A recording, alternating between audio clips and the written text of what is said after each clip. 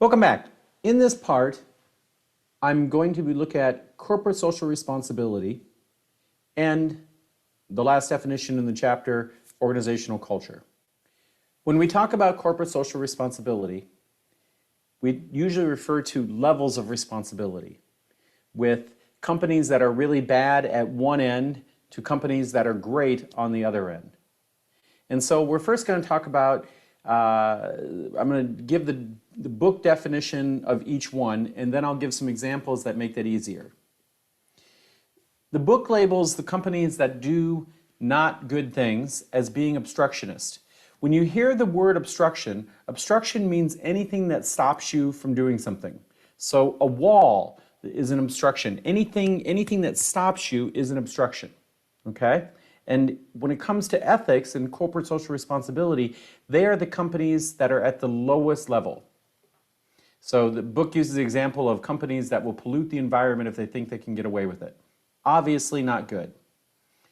Above them is what's called the defensive approach. And the defensive approach can be summarized as we're going to play by the rules but not do much more. So this would be similar to the economic approach that I referred to with Milton Friedman in the last video, that our goal is to do what we have to do, not much more. The accommodative approach is companies that believe they need to do a little more. They need to do they need to do more than simply be the pure economic model. I summarize accommodative as companies that do good, not great. And I'll give an example of where Coke fits into this category. Companies that are proactive are considered the best. They're companies that consider themselves part of the global environment and what can we do to make the world a better place. Back to talking about each one individually. So to do this, I'm going to tell a story. Back in the late 1990s, around the year 2000 actually, Ford Motor Company sold a car named the Ford Explorer, and unfortunately, many people when they were driving the car had some bad accidents. It led to, unfortunately, people getting hurt and even people dying. Now, in my country, when bad things happen like this, one of the first things that the grieving families will do, one of the first things the families will do when something tragic like this happens, is they will run to their lawyers, they'll run to lawyers and sue the company. So in this case, the problem that Ford Motor Company faced was that the car, when people were driving very fast, a tire could blow up on, one of their tires could blow up. And if you're driving fast, and the Ford Explorer is a big vehicle, the Ford Explorer is the equivalent of the Toyota Land Cruiser that many of you drive. Okay, so it's the equivalent of that. It's what you'd call the Ford station, if you use the words that people use here. And anyhow, with tires exploding, if you're going fast and a tire explodes, the person can lose control of the car, flip over, and unfortunately many people got hurt and people did die. Okay? Now, we talked about trust and reputation in an earlier video. Obviously, people dying from accidents is not going to help your reputation. And so Ford and the company that made the tires, Firestone, didn't want the publicity that bad things can happen, and so they do what is very common in my culture, in my country. In my country, companies will often give the victims, the families of the victims in this case, a whole lot of money and basically say to them, if you keep quiet, here's a bunch of money. Okay? And so many families were paid money, and Ford and Firestone paid the money and the families kept quiet. Eventually, enough people were getting hurt. Eventually, it happened to enough people that the press, it got out. They started doing news stories about people are dying driving Ford Explorers. Okay? again, it's never good. It's never good to have publicity like that.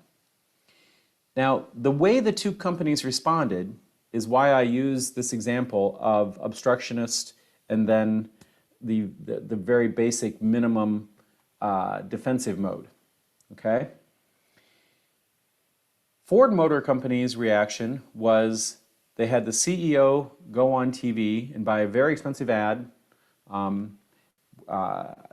believe it was even during the Super Bowl. I can't remember for sure, but it was he bought an ad, and he said to their customers, "I apologize.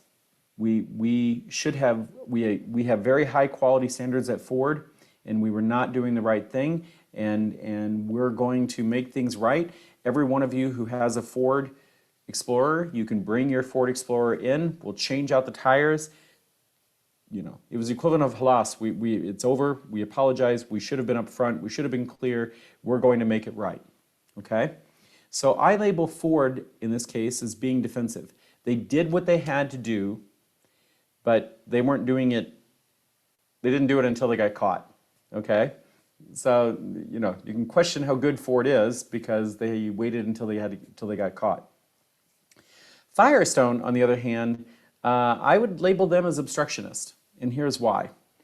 They, rather than say, hey, our tires are a problem, they instead blame the customer.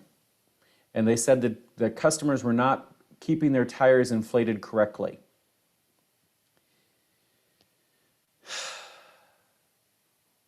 In the world of business, there are certain rules that you need to keep. And one of those rules is that blaming the customer is never a good thing. You may have heard the phrase, the customer is always right. And I can tell you from my time selling TVs and stereos when I was your age, selling electronics when I was your age, the customer is not always right. Okay? In fact, very often the customer is wrong. But one thing is certain, blaming the customer is never good business. So, Ford and Firestone had a partnership for almost 100 years at that point. I believe their partnership started in the 1930s, so 70 years at that point. So Ford and Firestone had this long partnership, and they'd worked together for many, many years. But because of how Ford dealt with it and how Firestone dealt with it, they broke up. And Ford and Firestone to this day they don't do business with each other anymore. Okay? So, in terms of social responsibility, I label Firestone as being obstructionist because they weren't willing to take responsibility. Eventually they did, but it took a lot. Ford also didn't take responsibility initially, but then when it became public, Ford very clearly came out and did the right thing. Now, I have to say, because I was teaching this back in 2000 when this was happening, I told my classes back then that I would never consider buying a Ford. Well, it is, as I'm making this video in 2020, I can tell you that 5 years ago, I bought a Ford Explorer. So the reason I was willing to buy a Ford Explorer is that since what happened in 2000, Ford really did take it seriously, and I know the level of quality. The CEO of Ford made it clear that he's going to change things, and he did. And so in 2015, I decided it's okay, I'm going to buy a Ford Explorer. I trust Ford now. I certainly would not have done that in the year 2000. By the way, this is difficult for me to say. I bought the Ford Explorer in June of 2015, and part of the reason why I bought the Ford Explorer then is that the UAE back then had a subsidy for gasoline, and so I thought, oh, I can drive the Ford, I can drive a big car cheap because the gasoline is going to be much lower than I'll ever pay in America. The very next month, the UAE government announces that the price subsidy is gone and that the price will go up and down with the world price of oil. And I was like, Really? For the entire history of the country, you've made gasoline cheaper here, and the minute I buy a big gas-guzzling car, the country starts making the price of fuel go up.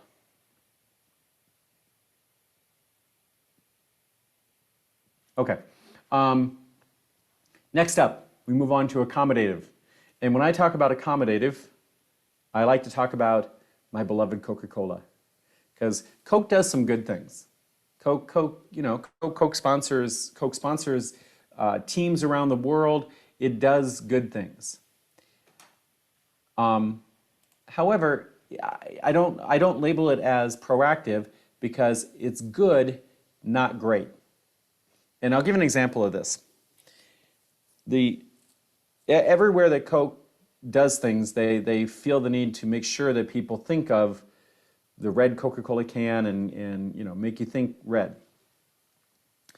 In 2008, when I first came to this country, in December of 2008, I took a trip to Nepal, and this was my first time. This was my first time going to Nepal, and it was interesting. In Kathmandu, the capital of Nepal, almost everywhere I went, I saw that the shops were painted red, and I wondered why. I mean, shops that had nothing to do with selling Coke, it was shops that were selling motorcycles, shops that were selling bicycles, shops that were selling vegetables. There were many, many shops painted red. And so I asked, why are all these places painted red? And the answer was, Coca-Cola came in and offered them red paint. So that was a good thing to do, because if you're not aware, Nepal and Kathmandu is a low-income country. And by the way, to be clear, you can see my Nepalese flag back here. I love Nepal. So this is, I've been back 13 or 14 times since then. But it is a low-income country. Coke being good, not great. I'm telling a story about Nepal. And I received a phone call and some messages, and so I apologize to my editor, Sandus, who, by the way, the person editing this video is actually one of my friends that I've met in Nepal, okay? So, on my first trip to Nepal, I go to Kathmandu, the capital city, and I see that a whole bunch of the shops are painted red. Shops selling many, many different things, okay? And I ask why, and it was that Coca-Cola had come in and just offered them free paint, because when people think about red, they think about Coca-Cola. It's a big part of what Coke does. They associate red with Coca-Cola. By the way, they really do this.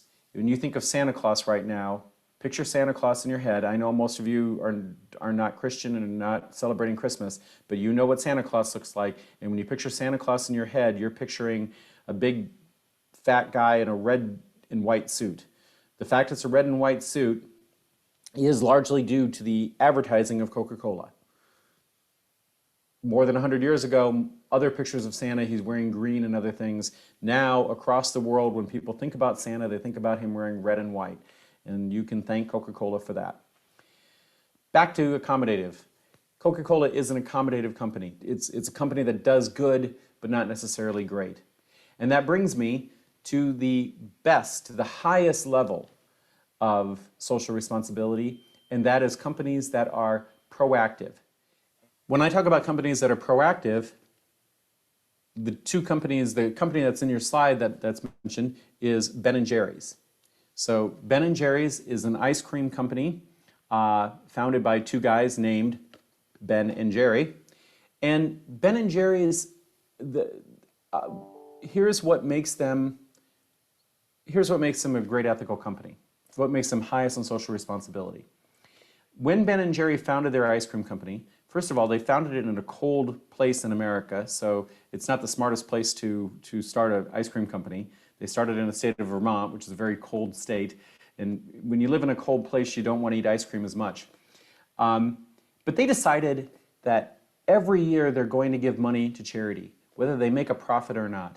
They decided that they believed that the only way their company succeeds is if they consider themselves part of the world around them, and so they believe in doing good things, okay?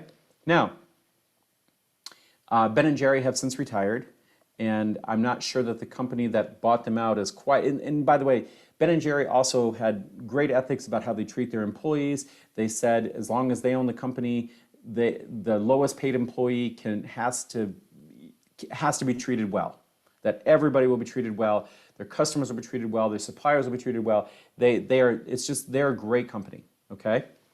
Ben and Jerry did retire a couple years ago, and the company has been purchased by another company, and so I'm not claiming that they're a wonderful company anymore, but they still do good things, okay? But it comes at a cost. So, you know, you can buy this ice cream here in the UAE, but it's expensive. And yeah, this is an empty ice cream container, and that's for a good reason. I'm using it as a prop for this class because when it comes to Ben and Jerry's ice cream, I can't stop eating it. It is particularly the Ben and Jerry's cookie dough ice cream. I can't have it in my house. If I have it in my house, I have to eat it. It's that good. One more company I want to talk about. I hope you can see this. This is a company called Panera Bread. It's a coffee shop, sandwich shop chain in America.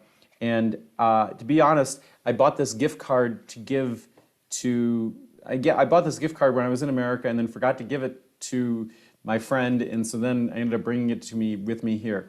Panera, if there's one chain that we don't have that's an American chain that I wish we'd have in the UAE, it's this one, Panera. Because the guy who founded Panera is somebody who very much believes in being ethical and doing the right thing for his employees, for his suppliers, for everyone. And I want to tell you a concept he tried. It didn't work, but I think this is an interesting concept. Imagine a coffee shop where you are told, pay what you want, pay what you feel is right. Think about that. So you're not told up front, this is going to be 20 dirhams, this is going to be, you know, your coffee is going to be 20 dirhams and your croissant or whatever is another 10 dirhams. You're just told, pay what you want. He tried this concept, and it worked and then didn't work, and there's lots of reasons why. But his attitude was, I want to make money ethically.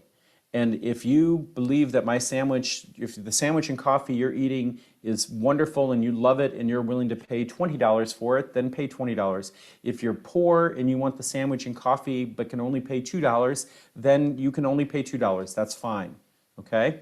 And he actually found that it did work. There were people who were like, you know, this is a really good sandwich and coffee and I'm willing to pay more for it.